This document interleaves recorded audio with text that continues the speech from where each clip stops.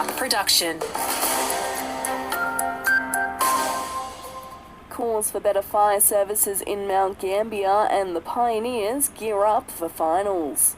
Good morning, it's Amy Ross with a Limestone Coast local news update. Some wet weather across the region today. We're heading for a top of 13 in Mount Gambier and 14 in Narracourt. Mount Gambier needs an urgent update of its firefighting equipment, especially as we head towards what's likely to be a hot summer. That's the call from local councillor Paul Jenner. He says it's not good enough the local MFS has second-hand replacement vehicles and old outdated equipment. I think it's well and truly about time we have good equipment sent to Mount Gambier. That's why we've asked for Claire Scriven to be involved. She's the Forestry Minister. And he also wants a 24/7 fire station for Mount Gambier. Beachport locals have been waiting 8 months, but there'll be doctors consulting in Beachport again from next month. Dr. James Bushell and Dr. Claire Thompson are both senior GPs from the medical clinic in Millicent. They'll be available every Monday and Thursday in Beachport from August 3. The Beachport Medical Clinic was the only clinic in town, but it shut its doors last December due to a shortage of GPs.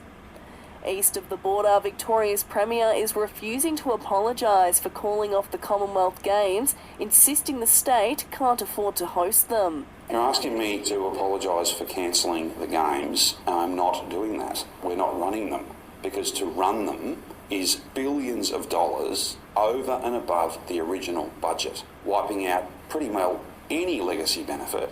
Daniel Andrews is also sticking by his claim the event would cost up to $7 billion, despite suggestions this figure has been grossly exaggerated.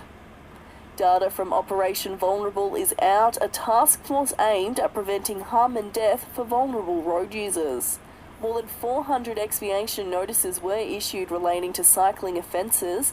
Another 355 were dished out for pedestrian offences.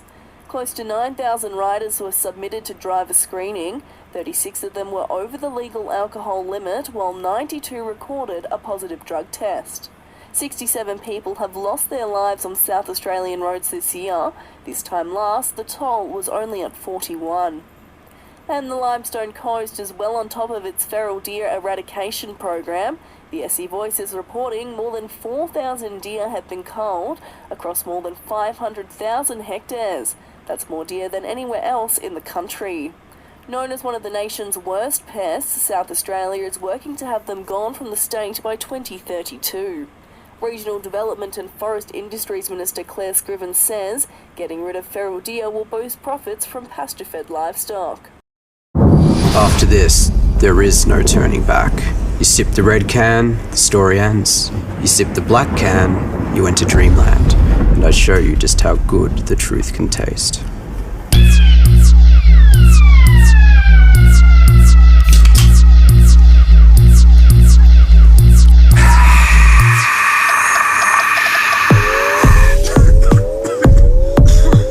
Take the Pepsi Max Taste Challenge. Two Mount Gambier Pioneers have been named in the advertiser's list of key players ahead of the NBL 1 South Finals. Jacob Lampkin's been recognised for his impressive defensive efforts while still racking up big numbers, and free-scoring guard Nick Marshall was named after being the Pioneers' leading scorer this season. The men's side will be heading down to Frankston this weekend for a qualifying final.